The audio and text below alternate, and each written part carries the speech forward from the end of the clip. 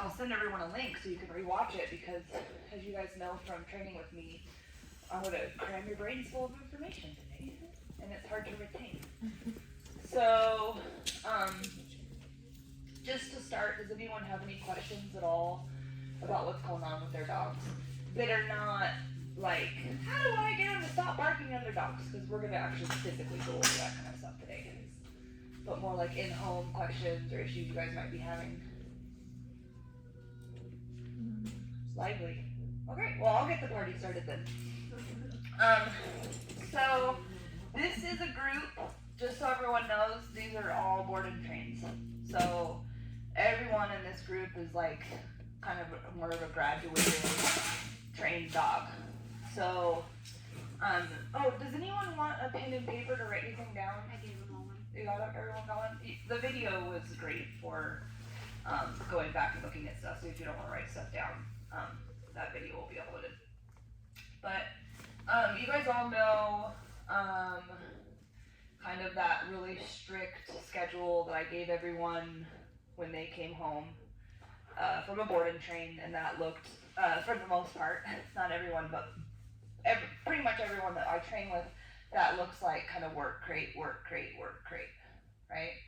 So, and that, well, actually, now that I'm looking at this crowd,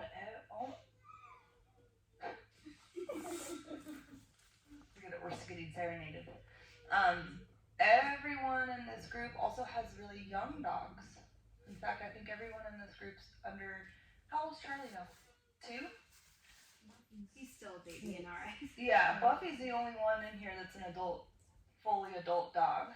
Everyone else is, Charlie's the second oldest, everyone else is under a year and a half, I believe. When we have really young dogs, I feel like we have a tendency to want to provide more for them, right? Because they're young and they've got all this exuberant energy. So it's like, walk them, run them, play with them. They don't put them in the crate as much because they need to be more stimulated, that kind of a thing. How many people in this room would feel, could agree that they maybe feel like that about their young dog? Yeah. Yeah. And maybe we should have a separate workshop for coyotes. We have a couple, believe it or not. There would be a group. So that is super counterintuitive, because that's actually going to backfire. So we don't want to overstimulate our dogs. What that's going to do is it's going to lead to an overproduction of adrenaline, and they're going to start getting really overwhelmed by the world around them because they are so overstimulated.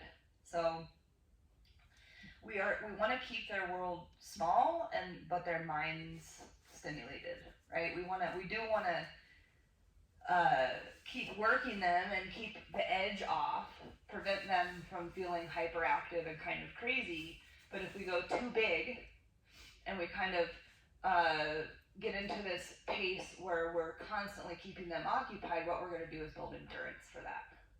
And so if anyone right now is kind of getting that feeling of overwhelm, like, gosh, there's so much, I gotta keep working them, I gotta keep running them, I gotta keep playing with them, you are kind of almost setting yourself up to have to do that for the rest of their life, if that's something you're following through with. So it's a fine line between fulfilling them and getting the edge off and getting them lots and lots of sleep, because that's what's going to create a really well-rounded adult that doesn't require an immense amount of stimulation or an immense amount of exercise to be satisfied. And then they'll also have a better ability to be calm overall because we're not using stimulating things to fulfill them every single minute of the day, right? So we've all had this guilt before of I need to do more. And most dog trainers will tell you that less is more in dog training. I could do 15 minutes 4 times a day with each one of your dogs, and they're gonna come home calmer from having boarded with us than if you guys are doing the kind of that repetition of what I've started this conversation with. So I think with younger dogs too, in fact, Jennifer, you asked this the other day, which was like, what does a day in the life look like for a dog. And with a young dog, if I were to raise any one of your dogs right now, if any one of your dogs I inherited, it would still be some form of work crate, work crate, work crate. The only difference is that I would probably have, because they're all a lot older, not like 6 months, they're all getting up into that like late adolescent phase. I would probably have them out of their crate longer than I originally recommended for you guys when they came home, right? Depending on their behavior. But I would never leave them unsupervised. I wouldn't throw them in my backyard to burn some energy while I'm not watching them, while they put things in their mouth and chew on things and bark at things that run by. Because those are things that will create more behavioral problems down the road. They're going to produce adrenaline, which is going to make your dog, again, edgy and not see straight. So I want to think of this as I was raising a kid. When you're typically raising a child, you don't want to leave them to their own devices because they make stupid choices, right? So every time we kind of get into that habit, we think we're giving them more, but really what we're doing is we're setting them up for failure, because what they're going to end up doing is making those poor choices that we have to then turn around and try to reverse. And then we get the whole, like, certain behavior came out of nowhere mentality. We get that a lot. All of a sudden they started doing A, B, and C. And it usually comes from this picture of their days full of overexcitement, not focusing a lot on the calm aspect, but focusing a lot more on the draining the battery aspect. And so when you're kind of trying, I'm speaking to this as a whole, because when you guys are trying to resolve bigger issues that might pop up, or certain things that might suddenly seem challenging, you have to ask yourself, what does a day in a life look like for your dog day after day after day? How much calm are you practicing? How much waiting? How much overstimulation are you how many of these endurance activities are you providing? Heavy duty fetch, heavy duty runs, hikes, walks, socialization with people and dogs. Because if you accumulate all those things in a day, and then you accumulate them day after day after day, they're suddenly going to become very edgy about their environment, because they are overstimulated and full of adrenaline. So I like to think about it as, does everyone here have children? No. Wow, that's pretty impressive.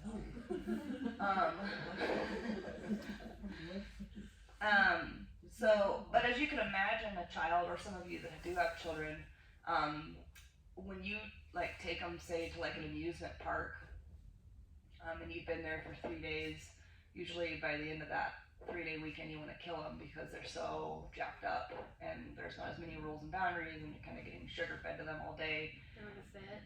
Yeah, throw fits. There's like a sense of entitlement that kicks in.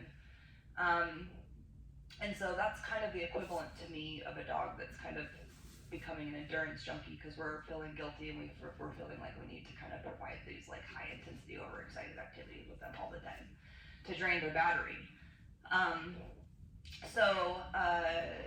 If you think about that in context of a child, then you can definitely relate to, or even if you've ever watched a kid for a period of time, or if maybe that's not how you are with your children, but you send them to grandma and grandpa's house and they come back and you're like, oh, you gotta reverse everything. It's very tied to this whole idea that, if a kid's on the screen all the time to occupy themselves, they're gonna get kind of crazy because they're overstimulated, they're whiny, throwing fits, and I think the same thing is with our dogs. Almost even more so, because I feel like dogs are way more instinctual and they're more overstimulated by the environment than a child would be. So does anyone have any questions about that? I'm going to kind of lay out the foundation again. This is where I'm going to go into repeat mode. So that everyone can remember, which we breeze over this, so this might not even be something you do remember, to always fall back to as a relationship builder. So this is the foundation that we build with every dog that comes in here. And that is crate, not just crate for sleep purposes, because your dogs, remember, need 18 hours of it a day. So if they're not getting 18 hours of sleep, they are going to again be that example that I just gave you, where they're very touchy and overwhelmed by the world. Because if you guys imagine not getting a good night's sleep day after day after day, what does that feel like to you? So you gotta mesh that in with adrenaline, right? So that's where this crate comes in. They need sound sleep, not the sleep where when you get up there, what are you doing? Oh, you're moving through the house? Oh, because that's not sleep, right? Dogs have a great way of laying down and resting and looking really restful, but not getting good sleep.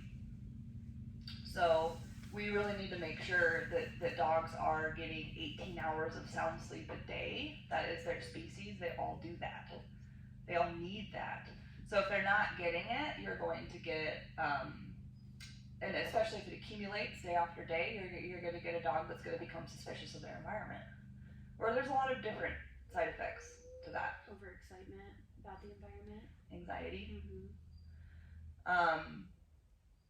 And so the crate as a foundation for sleep, and then crate etiquette, right? How many people in this room have been in a hurry and rushed through getting their dog out of a crate because they need to get them out? All of us, right?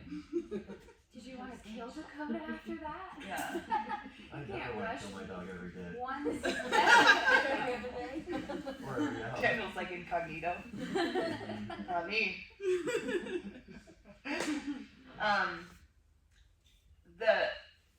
It's more important to be consistent about what that expectation looks like in the crate than it does getting them out to get them on a run because you're in a hurry, or getting them out really quickly because they need to do their business and you need to feed them because you need to get your day started, right? This whole idea of setting the tone, you need to calm down all the way in your crate before you come out with the door open, is essential to your relationship. You're setting the tone, and dogs are not one of those that has a list of things to do, right? They live in the moment all the time. So just because you're in a hurry that one time does not mean they understand you have places to be. They don't. All they know is what you share with them in that very moment that you're sharing that activity with them. So if that inconsistency presents itself, then the crate becomes something that the dog is now confused about and probably anxious as a result, because that's not consistent. And so now they're going, well shit, this one time I have a really high level of expectation, and then the next time you guys just open the door and walk away and I run out like belligerently. Okay? So the dog then becomes confused, and now the crate threshold doesn't have that significance, which in their eyes then becomes how they feel about you, right?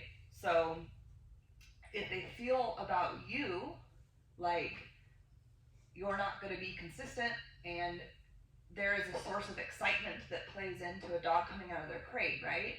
Every single one of you has excitable dogs. Yep. Every single one. Most dogs are somewhat excitable, but actually, now that I'm looking around this room, all of your dogs actually are very excitable. Honestly, Charlie might be the winner on this one, Rich. He's pretty good about that. You guys got started at 8 weeks, though. Actually, Nuka's really good about her crate too. She doesn't get really worked up. But all the other dogs that I'm thinking of, we had to spend a lot of time waiting for them to breathe, because it's like, they want to burst out of their crate, right? So the thing is that you become tied with that feeling of excitement, right? You become part of it. You become part of this whole, when you're around, I'm excited, and there's no requirement for me to have self-control and calm down. So what happens when we're associated with that? We can't calm them down in a stimulating situation. right? So everything that a dog perceives about who we are is what we share with them and what we're associated with. So if I'm associated with allowing excitement to escalate, and I'm associated with not asking for that calm before we move forward, and I'm associated with this explosive behavior, how am I going to control the sight of another dog? I'm not. I think too, like when they come out of the crate, you're starting at a certain level of excitement before they reach their like max threshold. So if they're excited out of the crate, they're excited going through the front door. Let's say you have a reactive dog and they see another dog, they're probably going to explode a lot faster than if you guys had slowed down and started outside with the sight of a dog at like a level 1 of excitement instead of a level 5. Where's your mic? It's fun, but I don't know how to use it. You gotta turn it up. And you're looking very pink today. I You know, got a this pink is- mic. That's why I gave it to her, because it matched your pants. Yeah. She's the model today. Yeah, if you think about a scale, 0 to 10, 10 being the most excited, if your dogs start at a 10, you're not going to get them to be calmer when they see a dog, right? So this is the whole point of this whole crate etiquette process and door etiquette, is setting the tone. It's a pain in the ass at first, but those inconsistencies of this time I'm in a hurry, I'm not going to do it, make it impossible to achieve the end goal, which is we actually can hurry to a point. Well, we can actually. You can hurry. I cannot. You can hurry with my dog. Yeah, true. I still have to wait for this one to like go into it down and put his head all the way down before I let him out of the crate. Yeah. So what if they look, I Do you mean, have to Buffy potty? will look like she's calm and down, and I open the crate door and she's like a bolt of lightning. We slow down. Darn it! I wish I would have left that crate down here. I know, I thought about it. Threshold thing. So it's even to the point where you put your fingers on the latch. Stop. Wait. Unlatch the door. And back Stop. off if Wait. she's, yeah. Yeah, you can back off or you can just kind of pause. So if we find that they're getting really worked up, then we'll kind of disengage and be like, fine, that's not going to get you to move forward or me to move forward. And so pausing on the latch and just waiting for it again. And then if you have trouble with her bursting out, we put a leash on them That's what I was so that we can thinking. block it. Is, Yeah. Go back. At least so that they can't run all the way across the house and then you're kind of backtracking from there.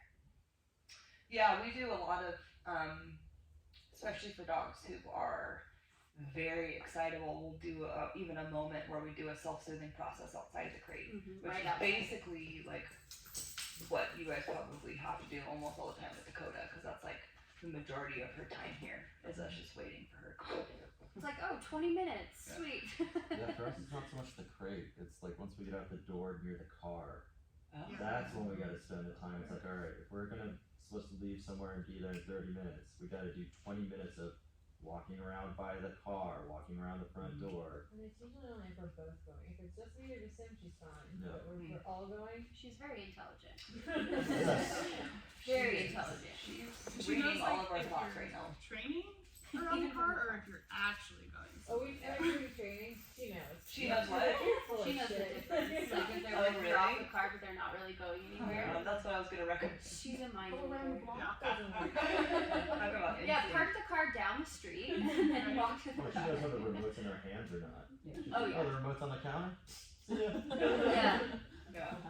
She's unbelievable. That dog Absolutely. reads every thought in your mind before you put it into But action. she could just tell you what you're thinking, right? Yep. But sometimes that moment of like you're gonna come out of the crate on the leash, and then that also has created like let's give an example. The crate, we waited for the dog to be calm. We can tell they're calm, so they're like maybe they're at a 2 on that scale, but then they come out and they jump to a 6. That's gonna be hard to manage. So we'll then sit. We'll have to put them on a leash if they're absolutely belligerent. If they're super well e-collar trained, I can use the e-collar to get the sit. And now we're gonna do another wait. 4, 5, 4, 3, 2. Okay, that's better. Now let's go to the door. Every And step. then oh my god, it's a door! Fucking door, guys! 8, 7, 6, 5, 4, 3, 2. This is the ritual. This is why all of your dogs always come back better. from being here. Because if we're going to emphasize any part of our interaction with the dog, it's that first 5 to 10 minutes. Mhm. Coming out their crate, calming them down at the crate, calming them down out of the crate, calming them down at doors. And then I'll even do one more recall before, I let them out the door, and sometimes they want to like try to get away or go do their thing, and I'll even do one more check-in. Okay, now you can go potty. And then they're going to get that little bit of extra energy out by sniffing around your yard. This is the ritual.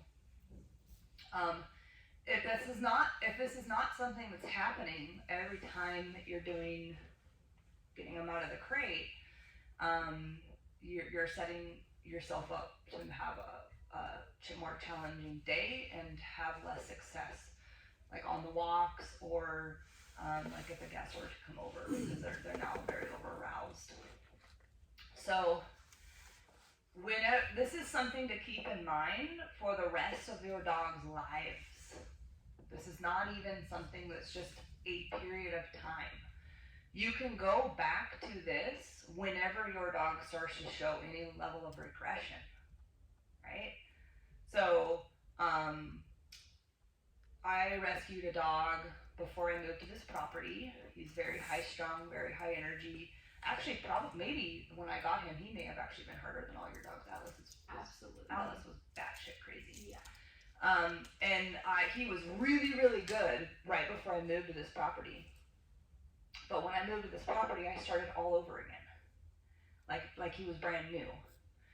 That's because it was a new property, and I knew that there were no rules, boundaries, or limitations that had been set on this property, and he was so new to me that allowing him to have the level of freedom that I had when I lived at Belford, and then bringing that into this property, he would have been a terrible animal right off the bat, and I would have had to break unwanted behavior instead of teaching the behavior I'm looking for, which is what I prefer to do. I don't want to break it. I want to train what I want, right? So this is a foundation I will go back to anytime I feel like I need a reset, or I feel like any of my dogs are becoming more challenging, or maybe they need more sleep, or maybe they've even had like a week where my parents are in town, and my parents are like the grandparents, right? Like, they're like, yeah, I know we follow your rules. Oh, Harold, she left. Let's get him up on the Unless you're couch. outside. They do it in front of me too. I'm like, I'm telling. They're like, we don't listen to her, to our daughter. And so then they're like, okay, well, how are my dogs collected all these behavioral issues within the week? I need to go back to that foundation. So this is something to really keep in mind, like even if you guys are starting to feel like, gosh, I really feel like they're starting to fall off the wagon. Okay, let's get back to the foundation. Crate with lots of sleep, practicing crate etiquette, practicing door etiquette. Door etiquette is something I want to touch on real quick too. So door etiquette is not just meet me at the door, sit, wait briefly, and then burst out. That's not door etiquette. Door etiquette is you're going to walk with me to the door nicely and in a controlled fashion. Then we're going to sit together. Well, you don't have to sit, but you know what I mean. You guys are going to go to the door together. The dog's going to sit. The door is going to be open, and they need to wait for you to give them permission, preferably with a lower level of excitement than when you started the activity, right? So we see this a lot when dogs come back for boarding, which is,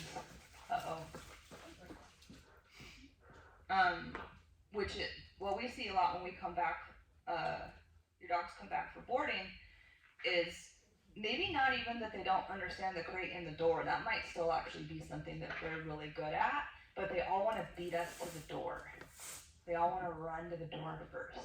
Or they all know the physical positions that they're supposed to be in, so they're sitting at the door and they're giving eye contact, but they're like, oh my god, where are we gonna go? Oh, Jesus Christ. It's like, I'm ready. I'm ready. Yeah. So we want to make sure that not just the body is calm, the mind is actually calm too. That's what we do. That's literally what we do. We are brain trainers. We're not body trainers. If the brain is not doing it, who cares what the body is doing? I don't care if the body is sitting or in a down. I want the brain to figure out how to be calm, right? This is perhaps one of the most challenging things for people to follow through with, because we are busy, we have a busy society, and so there's a lot of this kind of sense of urgency that we need to wrap things up and get things going. But if you only had 15 minutes, I would spend the majority of it working on that stuff, if that's all you had with your dog, because I do think it is the most important, one of the most important parts of our training, because it sets the tone and it gets the dog's level of sanity under control. You know, they don't begin to escalate and nearly as intense after you've accomplished all these steps of calm. They maintain a more manageable level of sanity the rest of the entire day when you do this every single time. And you can offer that clarity to them then when you present stimulus or go for a walk or trying to do contrast with playing with toys. Then now they can actually program and associate calm with you rather than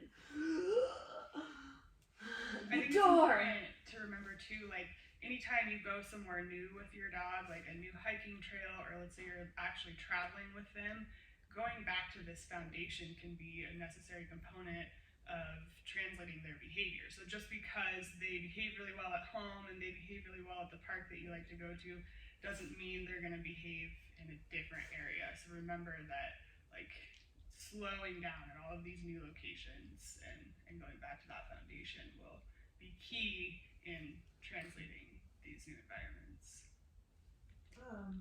So I guess I'll wait, for you to open the door and stuff, like the crate door and stuff, and he'll sit and wait for you to, you open the door to outside and wait until you say, okay, but I feel like walking from the crate to the door, that's like, how you were saying to calmly walk together, how do So you might, whoa, I forgot this was on for a half second. It's weird. I'm overstimulated too. I'm the description of all of the dogs that you guys own. So you might have to have a leash on him if it's just too hard. Do you guys put the e-collar on him while he's in his crate still? At night. not at night, He's because in. No, I mean, I remember there was a time period where you actually had to physically put it on him while he was still in his crate, because doing it outside of his crate, he was too, like, squirrely. You can put it on outside. Okay. So if he's responding very well to the e-collar, you can also just, this is actually a really good, I'm glad you asked this. So anytime you walk with your dogs while their behavior is undesirable, you're actually reinforcing it. Okay? So your dog gets out of the crate and runs to the door and you follow them, you're reinforcing that behavior because you're following it, right? So as a first step to almost de-incentivizing the behavior or disagreeing with it is to not walk with it. So you get yourself into a habit. I take a step, what's my dog gonna do? If they shoot forward, at least you're not walking with them anymore. These are worthless. Then you call them back here and do it again. Can you walk with me? And then the moment they shoot out in front of you, you stop. So what that does is get your dog, it heightens their pack drive, because what you're actually asking is for them to have a body awareness of where you're at. I'm supposed to walk with them. And then all of that's getting them under control, which allows them to have a better ability to calm down through all these processes. So this can be applied just from the crate to the door, but can be applied anywhere. Right? So if you don't agree with Gus's behavior, don't move forward. Stop.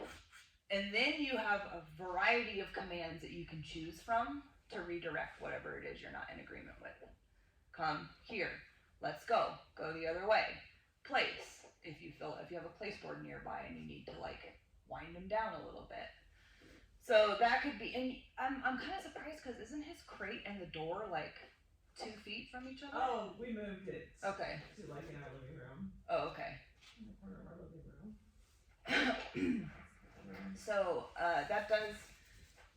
that's probably something that we never were able to really go over because it was always just Right. You could just let him out and sit him and then open your door. So that might be why this is a new challenge and why we've actually seen Gus the last time he boarded. He was like, "Hey guys, like let me show you where the door is." And he kept guiding us over, and we're like, "No, dude, you know better." So just taking that time to really slow down and make sure your dogs understand their rules and boundaries in these first really pivotal parts of every interaction that you have with them. What's going to happen is it's going to translate onto the real world, like Hillary just said. So if you think about it, that first 5 or 10 minutes that you interact with them, they're really excited, right? They really are super worked up. So that feeling that they get is a very similar feeling to how they feel when they say have a human approach them to greet them. Oh my God. They just get so out of control excited. Or the sight of a new dog that they've seen. That can be the same feeling that they're experiencing. It's this heightening, right? They are getting very worked up. So everything I'm describing is what we refer to as the self-soothing technique. We are not just doing it because it's good for them. We're actually doing it because we are teaching them how to manage themselves when they're feeling that way. So when they do see these forms of stimulus, they will have a better ability to manage it, having practiced it at home when there's no stimulation. Does that make sense? So dogs are simple in some ways, but complex in others. They can't, all they know is what they're kind of allowed to feel like and whether or not they have the ability to manage it. And if they don't have the ability to manage it and self-soothe and really calm themselves down, it's going to be very hard to control them around outside stimulus. Even if it's someone else in your household and maybe not you, it still becomes associated with a human. So it kind of can be hard for them to distinguish when they have some people in the house on one page and overexcitement and fun and crazy, and then another person's trying to create calm. That can create confusion about handlers as well as relevancy. Yeah, there's a lot of times that the home dynamic is, there's, not everyone is doing it. It makes it hard. Is Owen probably just rushes through everything, huh? Send him to me, I'll whip him into shape. We'll put a And he'll super love tape it. back on. Owen's probably bummed he can't be here. Yes. I love that guy. So crate with sleep, crate etiquette, door etiquette, this is the whole ritual of calming down. And then there's these other components of our foundation that are really pivotal to maintain. The place command. How many of you guys feel like you have a solid place command right now? That means no. Yeah. Yeah. And the reason why place goes to shit is because it becomes a location for the body and it's not a state of mind, right? And that's not what we do.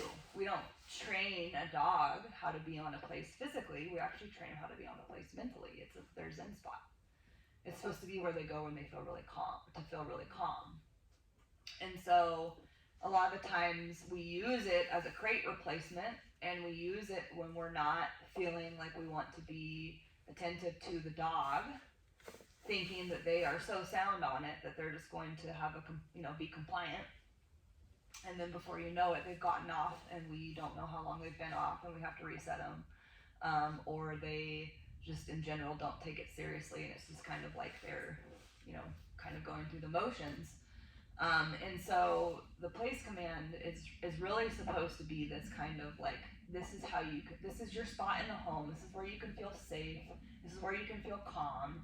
And then we can also eventually use it to help them feel calm about other stimulus that's in the area, whether it's in the backyard or like when a guest comes over. Should, we have 3 place boards all kind of in a row for our 3 dogs, and should they each have one that's designated to them, or does it matter? That's a good question. When I say, Nuka Place, should it be the same one I put her on? Cause she likes to play musical place. She'll literally Of put course on she one, does. and then she'll pounce onto the next one, cause it's that close, but. I'd They say probably go should with be the different, one but- you wanted to put her on. Yeah. So So you pick one, I and pick- then make okay. sure she goes on that one. And It doesn't always stays have on to be that the one. same one, but in your mind, like this is the one I was trying to get you on. Follow through with Right. that one. Yeah.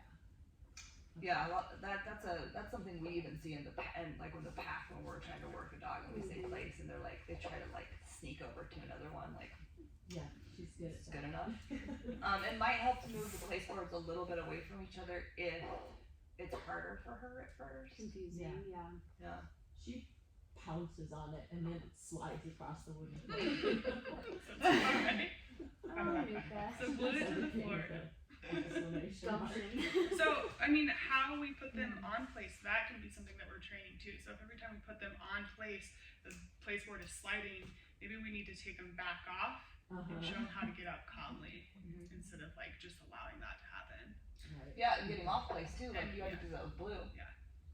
Like It would go flying. she would release Blue from place and the place board would slam into the wall because he was so exuberant. And so she switched from a let's go to a here. Mhm.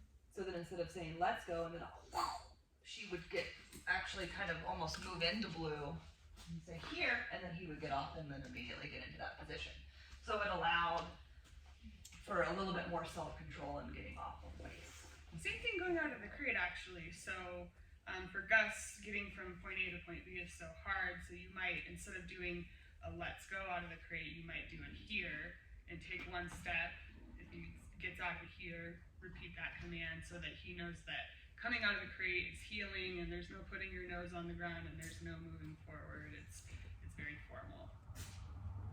Definitely.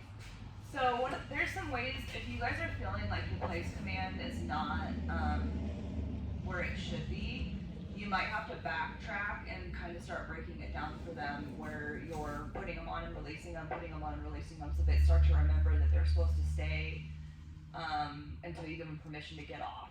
So you could go back to that basic foundation of just place, wait for a little bit, release, repeat. For calming techniques, you could put them on place and wait for them to lay down all the way on their own and then release them so that that brain is going, 8, 7, 6, 5, 4, 3, 2, relax, I'm gonna lay down. You capture that moment and then you release them. So that kind of teaches them that feeling that you want on the place board. We do like to wait a lot for dogs to lay down, especially the new boredom trains that come in because that board sinks. And so that sinking of the board kind of makes them like, oh. And so if I wait and wait and wait, that tension releases from their body and eventually they'll sink into the place board and relax. And it's like, that's what I want. That's what I'm looking for. The other thing is playing. We do a lot of purposeful play through place, if anyone remembers. And what that looks like is actually taking them to a 10 of excitement. Tug of war, fetch, flirt pole, those, or if your dogs don't prefer any of those things, you could even play with them yourselves and actually get them hyper. Although if you're playing with them yourselves, there needs to be a level of respect, right? You don't want to their mouths shouldn't be on you. That's a big no-no. I wouldn't have them, they shouldn't be mounting you or jumping on you, right? So it has to be a respectful play if you're going to do it one-on-one.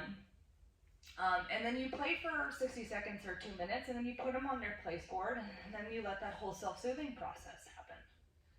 Calm down. That goes right back to the crate etiquette and the door etiquette and all these other things we keep referring to as self-soothing, where we're actually teaching them when they're at a 10, they are learning the ability to take themselves down from it. And what that looks like is just maintaining. Just maintain the place and allow them to come down from it on their own, just waiting them out. So much of dog training, you guys, is waiting. It's in the reins. That's why we don't tell any of you guys when you originally call us on the phone, because we wouldn't have a job if anyone knew that. No, I don't want to do that. But We don't want to either. we know you guys get results. How do you do it? Don't tell them that you have to do like 50% of their day is just waiting for It's the a dog. magic wand, I swear, just a magic wand. Yeah. And so that kind of goes back to the whole beginning of the conversation about that I need to stimulate them. I need to exercise them. We need to do stuff. These guys are high so much more exhausted from 10, 0, 10, 0, 10, 0 than they ever would be from 10, 10, 10, 10, 10, 10, 10, 10. If you think about us getting up, running around, sitting down, and then having to get up and run around and then sit down, we're all going to be done in like 10 minutes. It's We going to be should exhausting. And you actually like burn more calories doing that too, right? Like, isn't that like an interval training thing that Oh, humans yeah. would do for exercise? You know, we have a gym right here that can. No? Like hit training. We work Yeah. dogs for exercise. Yeah, exactly. Right. We work on a hill, and that's all we need. Yeah, don't let that he'll fool you guys.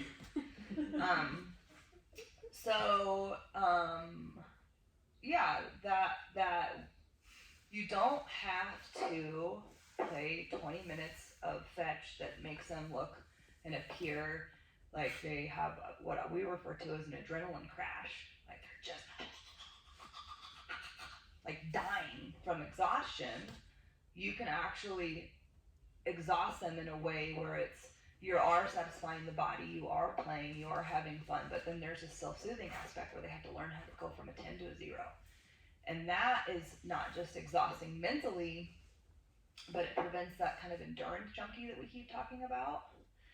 And it prevents overstimulation, it caps their adrenaline, and it my favorite thing to do with dogs is purposeful play. Me too. I absolutely love it more than it's what I look forward to the most in my day because I like to have fun with my dogs, but I know what I'm teaching them is so valuable for how they are going to absorb stimulation because they are learning when I feel, oh, I can calm it down. Like I'm getting the tools and mechanisms that the trainer is teaching me to have some level of self-control. Then it also becomes on your command too. So with purposeful play, it's like get crazy, now calm down when I say to calm down. That translates to dogs, triggers, reactivity, anything you're working on. You know, wait for permission to chase the ball that I just threw translates into wait for permission to chase the rabbit or not. So Prey drive. Yeah. So you're literally teaching them how to function in a heightened prey drive state of mind, which is probably everyone's gonna struggle with that, right? That's where dogs get in the most trouble, is when they're in a heightened prey drive state of mind. So that purposeful play, if anyone now Buffy doesn't play. I was like, she likes rabbits though. That's true. she likes birds. Have them tamed. I know, Yeah, right? it's You're like, stay there, rabbit. Catch a rabbit. You know? You can, yeah. Yeah. Have you ever done like a flirt pole with Buffy or anything? Haven't done a flirt We should pole, try but she will chase a ball, but she won't bring it back. She'll play That's from how- maybe She's a hound, 5 yeah. seconds and go. She's a bloodhound, pinhound, cattle dog mix. She's wild. And mostly hound. Mostly Yeah. hound. Yeah, Um, like So she might be the type of dog that doesn't enjoy the catch and kill. She just enjoys the chase. So we actually have one. We can even try it with her. We put it basically. It's like a cat toy. So Yeah. flirt pole, and we create the chase, and that can satisfy that prey drive. It can also we can move it around while she's on place. So if she's practicing not chasing it just because it's moving, and that might be something that she's more interested We in. could try it out for sure. Yeah. So Buffy doesn't play, and then I've actually talked to you guys a lot about how I don't think Dakota really should play. I know that sounds weird because we do, but everything about Dakota's play was possessive. None of it felt playful. It all felt this is mine. And so this whole idea of self-soothing through play is one of the most beneficial things you can practice with your dogs. So, if there's any way that you could somehow create, it's not hard to create excitement with Dakota and just get her a little worked up and then that self-soothing on place. And you could even test the toy thing here and there to see what the level of possessiveness is, because it should get better with training. I play with her with it sometimes, and she brings it back to me now. Whoa. She'll bring it back, and then half the time she just forgets about it and comes to me. That's better. That's improvement.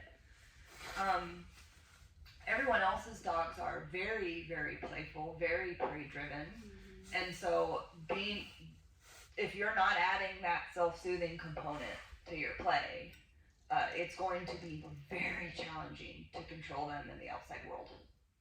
You know, and this is where people default to the e-collar, right? Well, I've got a tool, so I'll just crank it up, and that'll set them straight. They'll get into line. And I understand that tool is very, very beneficial, but sometimes this is actually where we, as a team, sometimes don't even want the tool anymore, because it's not supposed to be the thing that fixes behavior. It's supposed to be the tool that helps you communicate with the dog so you can help them through the world that they're living in. It is very overwhelming for them. And so we sometimes have a hard time with the tool, believe it or not, because we advocate for it and we train all your dogs on it, because it becomes this device that is what's cutting through all this unwanted behavior versus working the dog through these things and getting the state of mind under control. This is where the tool is the fine line between productive and punitive, right? How fair is it to say, hey, I'm not going to teach you how to self-soothe. I'm not going to teach you how to have any form of control over yourself. I don't have time. But when you do something stupid, I'm going to get you for it. Or don't calm down about the door, don't calm down about the crate, don't calm down about anything except stimulus. Yeah. Boom, shocked. Yeah. Yeah. Yep. Becomes very unfair. Yeah, it's tormenting to them. And then you're It's suppression, it's not training. So they're not changing how they feel about the stimulus, we're just making it quieter. Shutting it down, yeah. And so these other techniques that we use a foundation for are so that the e-collar, well, I mean, they're for 100 different reasons, but it allows the e-collar to work and operate on levels where we are getting through with them in a communicative way, and we're not having to go up until all of a sudden we're at 75. And some dogs operate that high in general, so I know you're doing it. Don't go off in She's numbers all the crazy. time, but yeah. So, you know, it's different dog to dog, but I just wanted to kind of make that clear because we've seen some clients in the recent years where we really wanted to actually take the e-collar away from them because it was just, yeah, I mean, really, that's the only reason why we sent them to the board and train them all this money. And so I thought, well, e-collar train them, and now I'm just gonna shock them for everything. And it's like, oh, that poor dog. It then becomes associated with our words too. So sometimes we don't even use the e-collar and we say come and the dog goes and comes over to us because they're used to getting just shocked into compliance. So, and these are people that have been trained the way that we train. So it becomes something they fall back on because the other stuff is hard. Yep. Really Because hard. the other stuff is not fun, right? Right. We just want to have fun. Just cut to the fun part. That e-collar number will tell you too where your dog's state of mind is at. So, you know, they come home from the board and train, their e-collar numbers are typically a bit lower. I guess it kind of depends on the dog. But if those numbers start to like escalate over time and they're starting to stay at these higher levels, it's probably more of a, you need to focus more on the state of mind and you need to be doing more weighting and stuff. Yeah. Let those pupils undilate. Yeah. Let the whale eyes, the whites around the eyes maybe soften and not be so apparent. Like that's a good indicator. Let the tail stop wagging. But yeah, we have this one client that comes, and if anyone has any advice on how to eliminate clients, I'm willing. Doctors fire people, Yeah. just tell You them guys they can't come back. Email me in private. I'll take anyone's advice. This woman's batshit crazy. I'm not gonna name names, but when she drops her dog off, her dog can be up into the 50s on the e-collar, and she literally pulls out the driveway and the dog's a 3. Instantaneously. That's what she means to her dog. That's sad. It's a lot. It's more frequent than not, honestly, that people create that kind of insanity just by their presence with their dog. Yeah. Uh,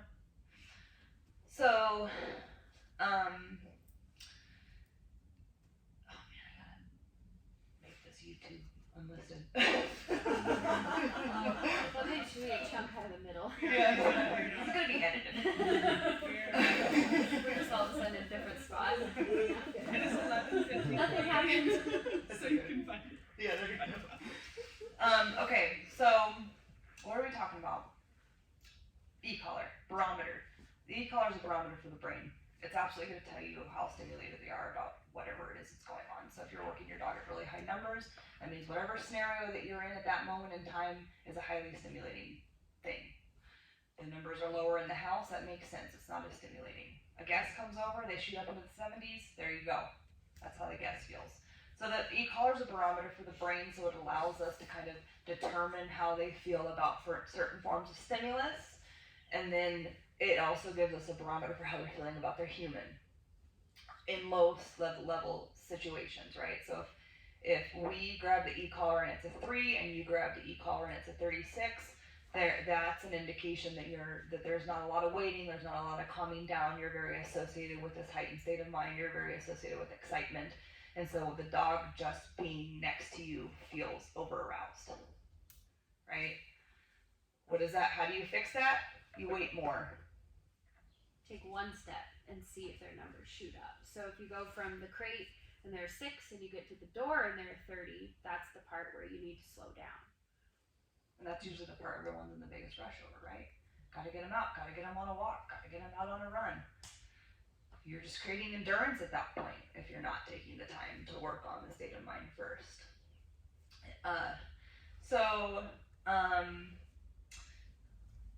Crate, doors, place, recall. How does everyone feel about their dog's recall right now? Everyone have 100% recall? Everyone feeling good about that? There's deer around? It'll come. It'll come. Well, maybe not. Yeah, she's wild. She's a coyote. She's like, I've actually eaten one of those before, so, When I was a stray, I took one of those out. Yeah. So- so I'm not gonna let it go, ever. We went camping and she grabbed a deer like next to the tummy. There you go. She's like, yay, look! I got something. It's a gift. Oh, thank you. So, I'm bummed that no one feels like they have 100% recall in this room. I'm not bummed for you guys. I know you guys are all doing the best that you can right now with the information that you have retained through the training, right? Because like I cram, we all cram. We only have so much time to deliver all the information that we have. So to expect you guys to retain all of it, we understand is not the easiest. But we practice coming when called more than we do any other command. Or any activity. Yep. Because there is nothing more important than a solid recall. And there's nothing more important than, or I should say, there's nothing more effective to eliminate behavior than being able to get your dog to come when called, right? We can eliminate almost all behavioral issues if we have access to call them off of everything. So,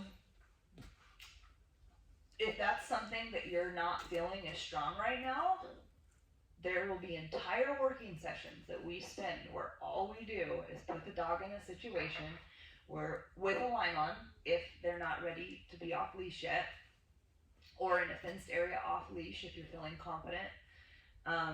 And I know a lot of you guys are already doing a lot of off leash hiking and stuff too, so if that's the case, I would just be practicing a lot of recall.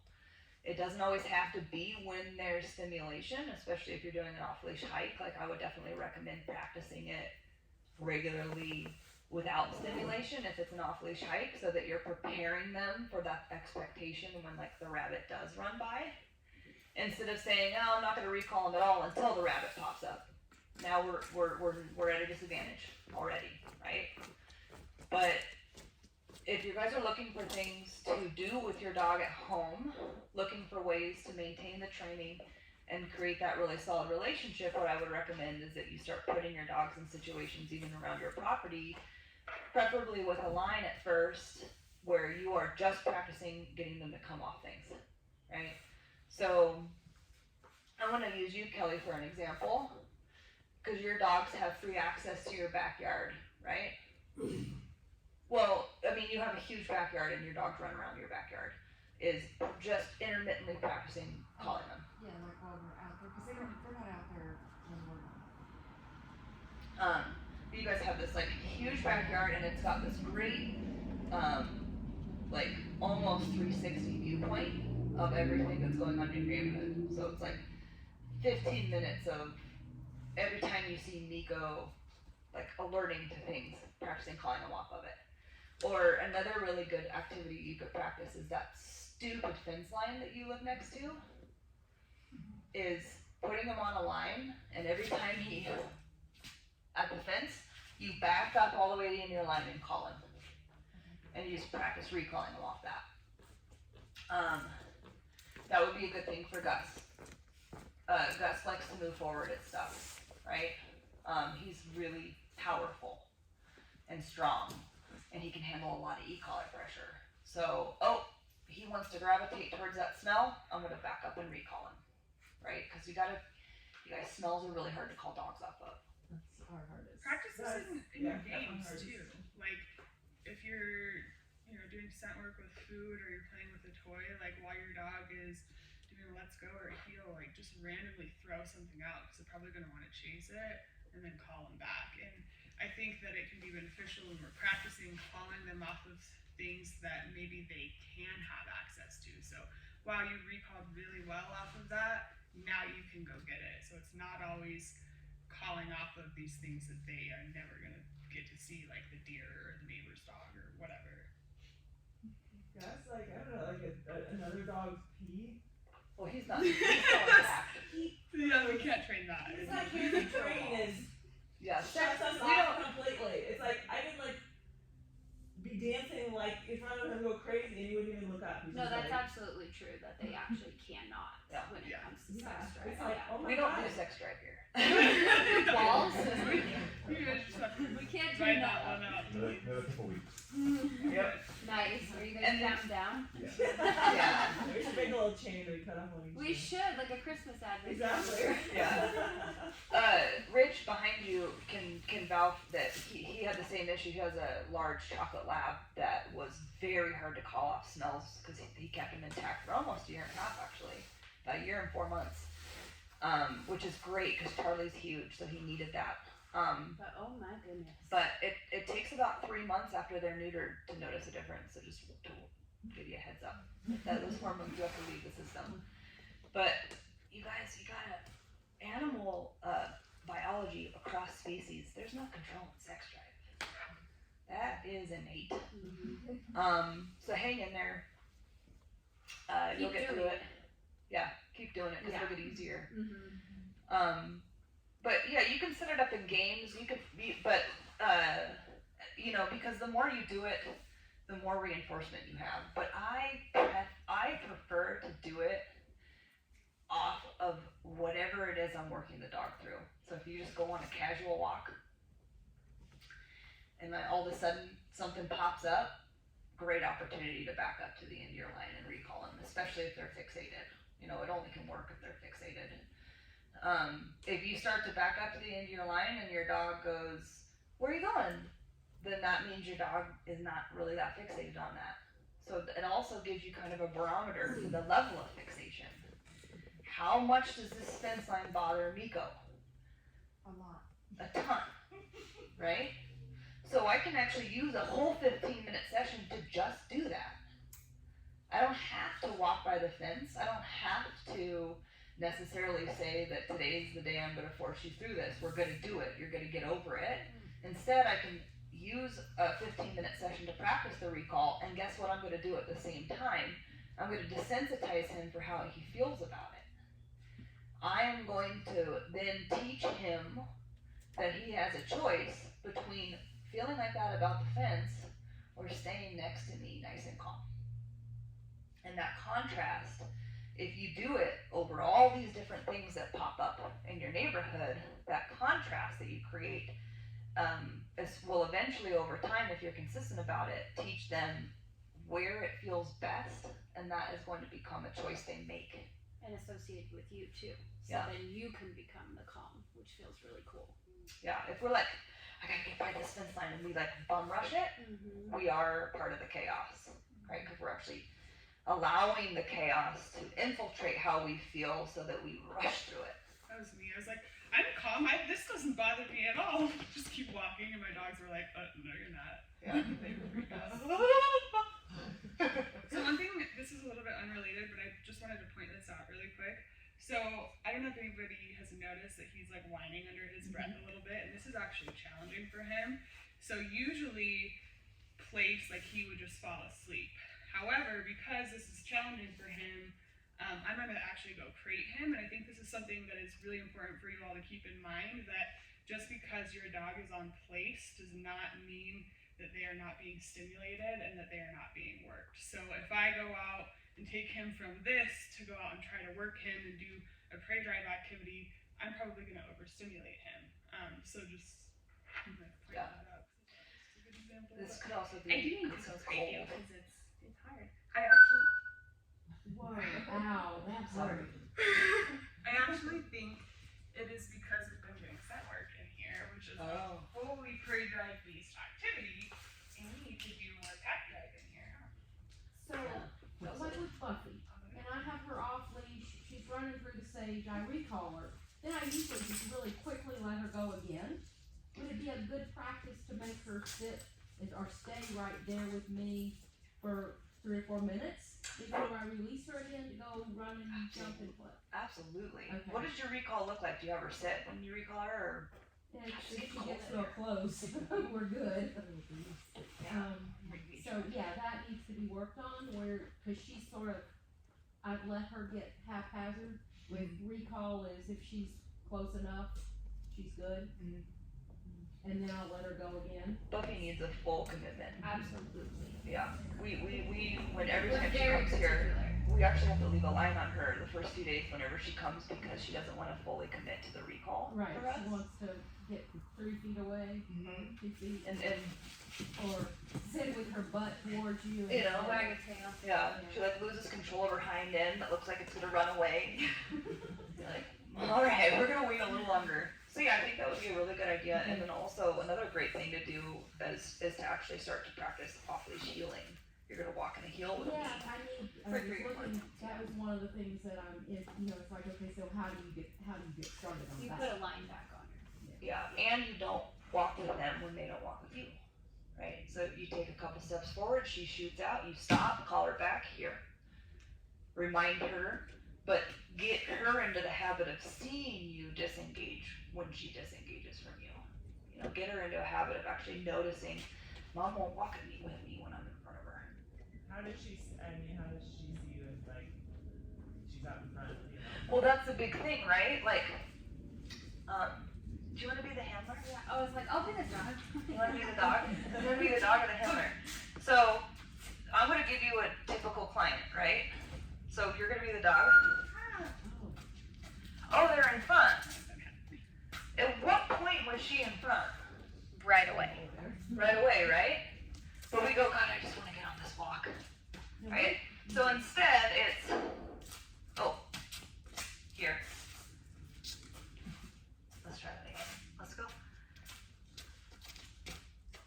So I'm on the peripheral to see it. And I can feel it. This is a great example, right? I'm with you. Your gait kicks up. You can feel it. Yeah. Okay, that was good. I'm in here.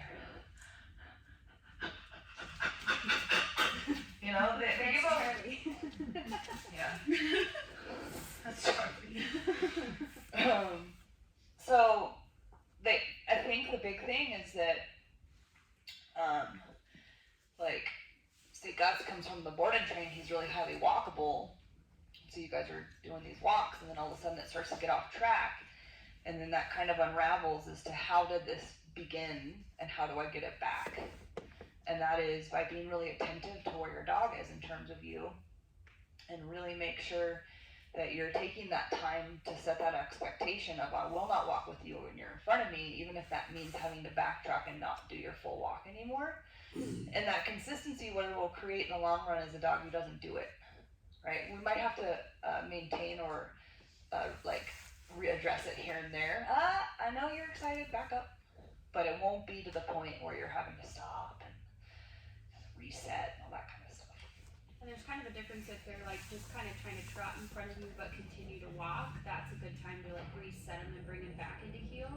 But if they're pulling towards something, try really hard to kind of stop and work them off of that something until they're like, okay, whatever, and then continue moving forward. So we definitely see after the boarding train, your dogs are really well trained, right? So you guys don't always know how we got to that spot, but essentially if they pull off towards something, we let them take the line back up and recall them until they go, okay, I don't care about the something anymore, and then we continue forward. Yeah. Is it okay to use turns? Turns, absolutely, yeah, Cause I've yeah, been doing that lately. absolutely. Some dogs do better with turns. Some dogs Yep. get more worked I up don't with Yeah, turns. sure. Yep, that's perfect. Dakota and Gus Don't kind of does turn too, with right? Dakota. Does he get more worked up the more Gus goes? You do. I mean, Turn. Yeah.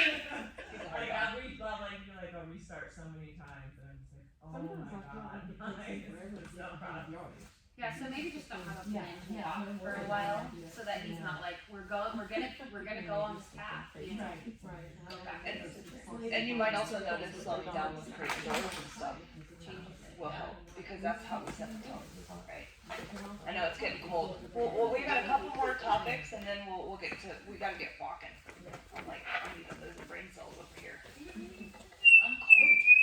Why is that happening? You're too close to your thing.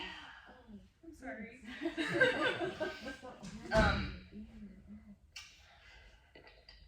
I told you I was losing brain cells. Here. What were we just talking about? Recall? Recall. Oh, release words. So, let's say you're in a situation where you're hiking, or maybe you go to Sherwood Park and you're wanting them to actually have some time to go to the bathroom or smell around a little bit, right?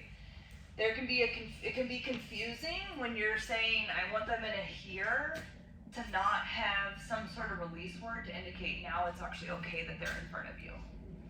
So, I usually use either go potty or go ahead. I feel like they're almost the same with the board and trains that come here. I intermix them, and I think that they just kind of understand what I'm saying. But like if I'm walking them in a here, and then I'm like, all right, I want to release them, I might stop and then say, okay, go ahead. And that's the indication that they're not in a command anymore. You can create whatever command you want. You could say free dog, anything you want. But I think that would help with them understanding when they're supposed to be in that position, and now when can they go back into the sagebrush and start sniffing around. Because we like both, right? That's Yeah. kind of the goal, is we want to be able to have both. Yep. When I ask for it, you stay here, but when we go, we can share freedom within reason. Especially with like hiking. Yeah, right. We like our dogs to go and be dogs when they're hiking, but we want that reliability of coming when called and staying in here when we need them to. So practicing that without stimulation will put you in a situation to do it when there is stimulation. And Like a deer. consistently. Yeah. The hardest part ever, consistently. Consistently. And sometimes without friends, because adding Ruthie to the mix is going to ruin your dog's training. Sorry guys. I tried to get Andrea here today, but I think she's ghosting me. But I know that we have friends and we have groups of people that we want to go do things with. We have family members who have other dogs, but sometimes we have to ask ourselves, is this what the dog needs, and is this going to help them? Are they even ready for it? Yeah. Because these untrained dogs are going to absolutely impede on your dog's behavior, and distracting yourself through conversation with a friend you're going to put more pressure on yourself to stay engaged with the friend and pay attention to your dog. So sometimes especially if you're feeling right now like, crap, I gotta backtrack a little bit, I have some work to do. You might get back to that good point, and then that friend around won't ruin it. But if you're not feeling like you have great control right now over your dogs, that might mean they need more one-on-one time with you, so that you have that attentiveness of knowing whether or not they actually walked in front of you when you need to stop. And That not can be relevant, yeah. and not feeling the pressure of moving forward because your friend is there and they don't want to stop. So that's hard, right? It restricts us and what we can do with our dogs. But the more I listen to my dog's abilities to move forward, like maybe they straight up are not there yet, they're not ready, and I've listened to that and I say we need to practice this more before I put you in that situation. Not having a failed attempt will give me more access to have success in the future. So I'll give you another example of Atlas. Atlas, again, really hard dog of mine. Favorite thing to do in the world is off-leash hiking. Favorite thing to do. There's no way I could have done it the first 6 months I owned him. He was absolutely insane. Maybe even a year, my goodness. Yeah, I mean, he was a dog at large, stray, intact, Defenses, yeah. reactive towards everything, unpredictable. And so I loved to hike, and I had 4 other dogs. I didn't take him. He wasn't ready. I took him when I thought he was ready, and I did all the steps of recalling and making him hear, and it was awful the first few times I took him because he's very overstimulated very easily. And I'm glad I did it that way because he's amazing to hike with now. He's super reliable, and he's actually not even that overexcitable anymore. He really has pretty good self-control over himself. So sometimes, I know I tell you guys, like, don't let your dog boss you. That's something you guys have all heard me say. But sometimes it's like, listen to whether or not they're ready. Because they might actually not be, and that will make it harder to manage them. And then you're just frustrated. So what's the point? Nothing. What do they get out of it? An owner that's now like, oh, God, you're so annoying. And who knows if that's even been a productive exercise or mental activity, if that's how you're feeling too. So sometimes having, knowing how to set your dog up for success can be very important in terms of how they progress with their training. Okay, the last 2 things. So crate, doors, place, recall, that hear command, which we just went over how to kind of fine tune that, right? Don't walk with one there in front. Stop, ask them to come back into the here and kind of maintain that positioning.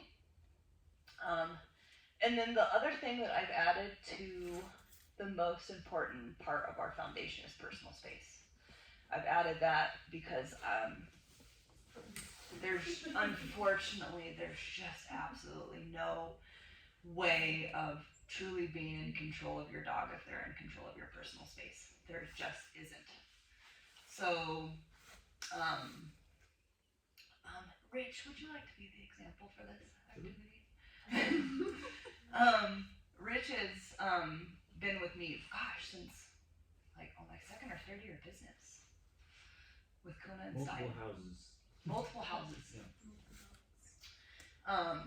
And he's a lover of dogs, as we all are. But he really enjoys when a dog, bombards your personal space. Like, it's actually something that he absolutely loves. He loves it. Right? You would say that. Like, you love it when Charlie, jumps on you and body slams you. And,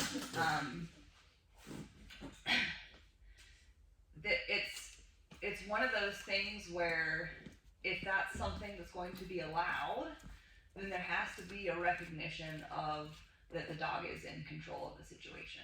There just has to be. You have a tool that can make sure you make things happen, but on a psychological level, the dog is saying, I don't have respect for your personal space, I don't have respect for your bubble, and if they can control that bubble, then you will not be able to actually have full control over them. Period, end of story. It also means I see it, I go for it. I want it, I get it. Yep. And so we create bubbles is to say, you can't come into this bubble unless I've given you permission. People really struggle with this because that's not why anyone got dogs. Everyone gets dogs to break the bubble. I want to be in it. I want them to be on top of me. I want them to be at my feet. I want them to be on the couch next to me. I want to interact with them every chance that I get. And dogs are just not the same species as us. And so it doesn't compute the same way that we would like it to. It kind of creates this very empowered king of the castle or queen of the castle, where they very much, you can almost start to see this kind of like, oh man, I'm amazing, come over them. And we even see it sometimes in our own dogs if we kind of allow our own dogs to kind of maybe get a little bit too much in a day. They start to kind of, I should use Penny-Teak. Oh my, yeah.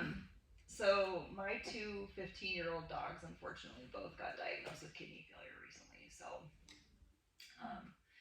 I would say that the rest of this year and into 2022 depend until I have to put them down, and then afterwards I'm probably gonna be a hot mess because these are the dogs that started my business with me. So I'm very in love with them.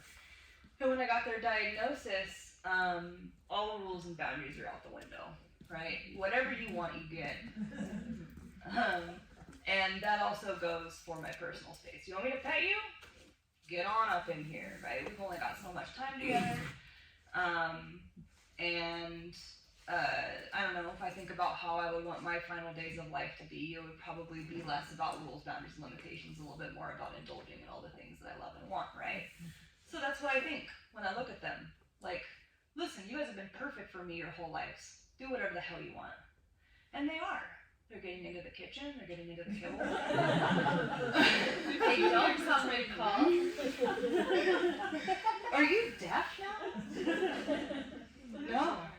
I don't think Teak is. Teak is not. I can whisper to her, and Erica cannot get her to do I can't anything. get my dog to come and call anymore.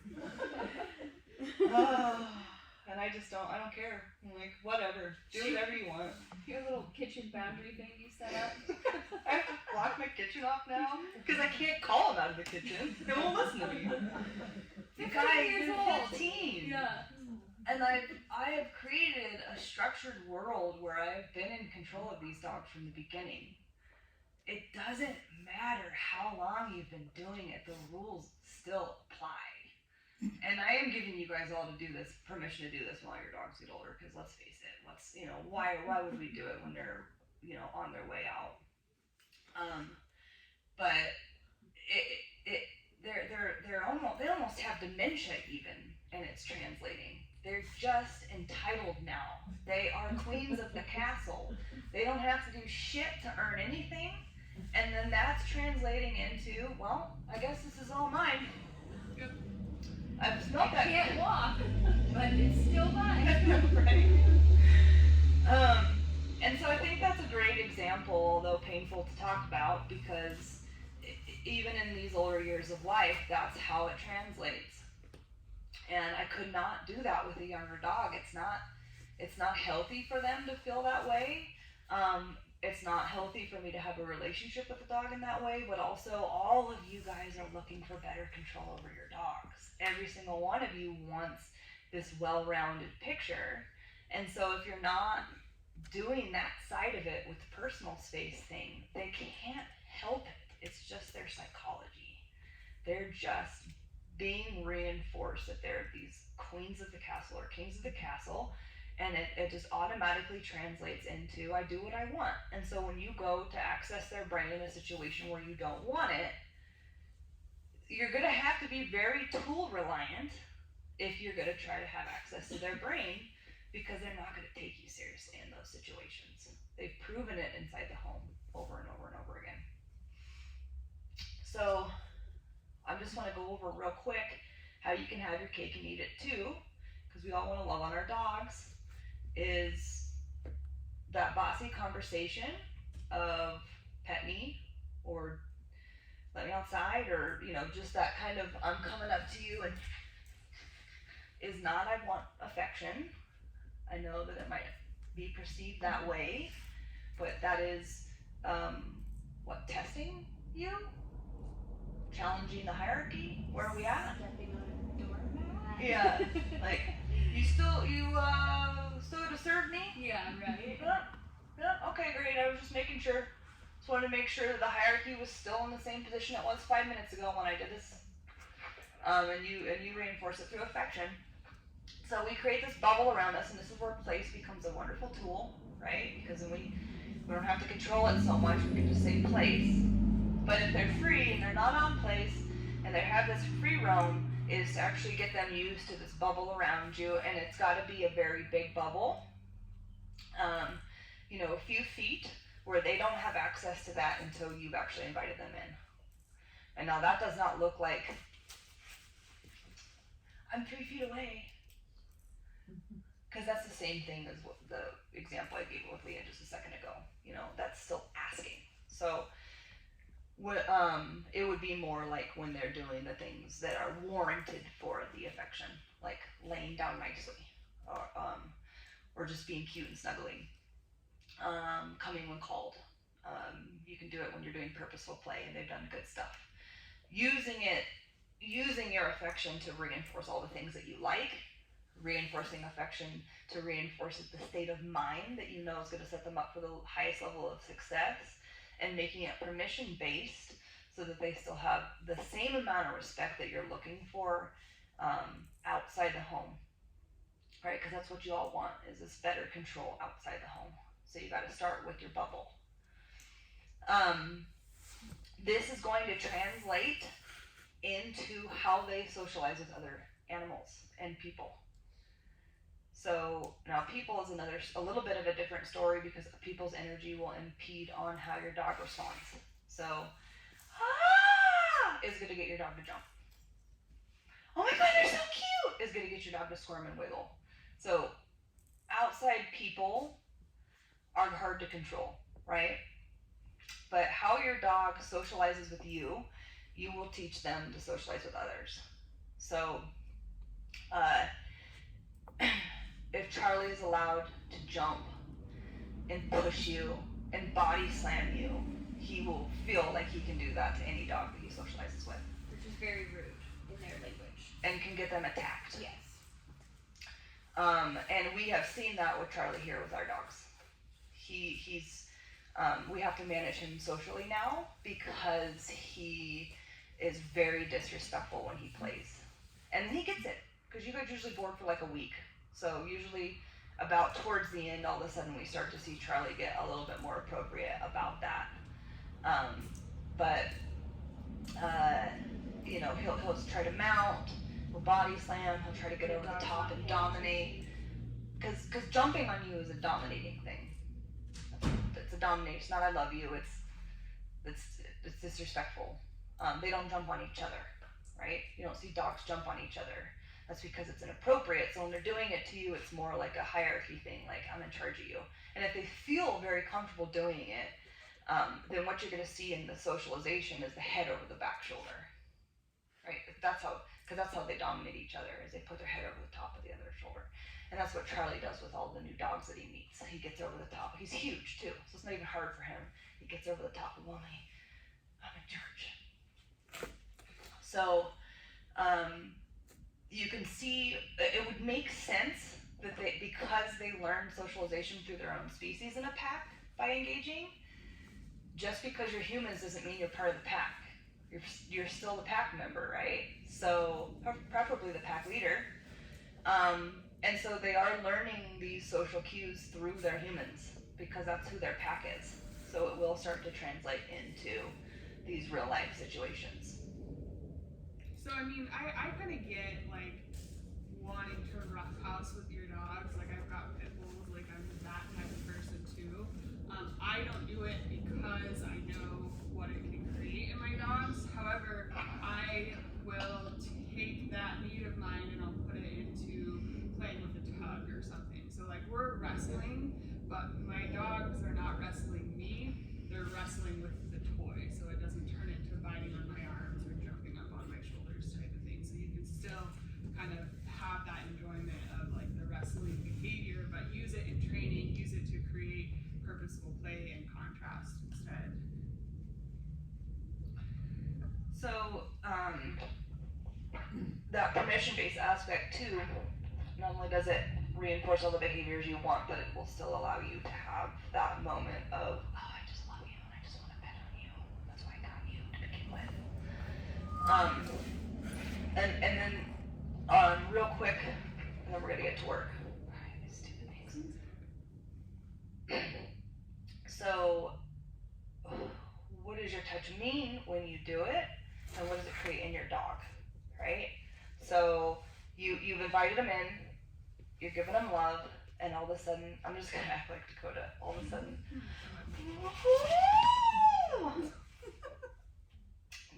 what that is meaning is that your touch is now representing excitement, right?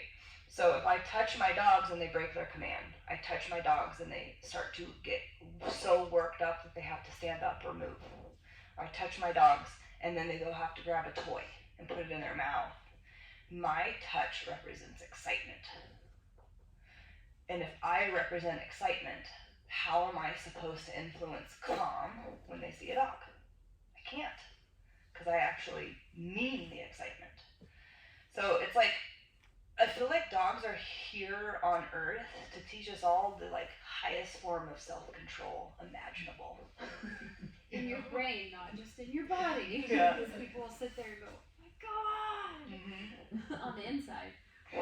And we all recognize, because we obviously all love dogs. You guys, we wouldn't be doing this if we work very hard. We would not be doing this if we don't love dogs. So we obviously understand that our love for dogs can be so overwhelming that we just want to put them in our mouths. You know, we do. We love I it. did that to the puppy this morning.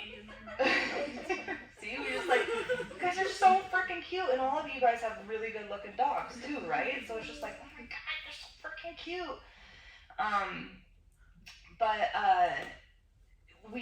We understand what we're doing this for is for them. So this is more about them. It's not, I'm not trying to torture anyone. I don't want to torture you guys. Sometimes I even hate delivering my own information because I understand that it's conflicting to what you guys want. But this is how you do it. This is how you create really wonderful, well-rounded dogs that you're not frustrated by. And so, just like raising a kid that requires you to have a lot of self-control over the activities and interactions that you share with them, it's the same thing with a dog, right? You're not going to go take your kids to the bar while you have a drink. That'd be extremely inappropriate. I don't know why I use that example, but it's the first thing that came to mind. You share things with your kids based on where they are in their life. And it's the same thing with the dog. And especially considering all you guys have very young dogs, if you spend that extra time right now in their youthful phase, really working the foundation and working it through their maturity phase, you're going to have that kid that as they get older and mature and they have that foundation so ingrained that it's almost their default behavior, that it's just like that child that you become really, really good friends with when they become an adult. You start to see that shift into, I can now share way more with them, and it's actually a lot more fun, and I'm not frustrated with them.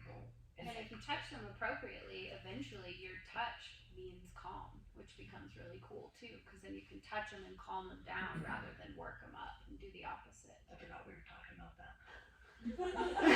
I'm just circling you back from the bar. I'm like, speaking of a bar, does anyone have any whiskey? She doesn't even drink. Shall we go to the bar? Because that would make me feel a lot. Everyone drive your dogs to the bar. I don't know why is that. I know, you don't even I've never go to the used bar. that example. I don't drink. Maybe you should. We wonder every day when we go home, we're like, Okay. Does anyone have any questions about this? you want to do some jumping jacks? Yeah, I'm getting cold. So so what we're gonna do is, let's all stand out in the sun for a second. So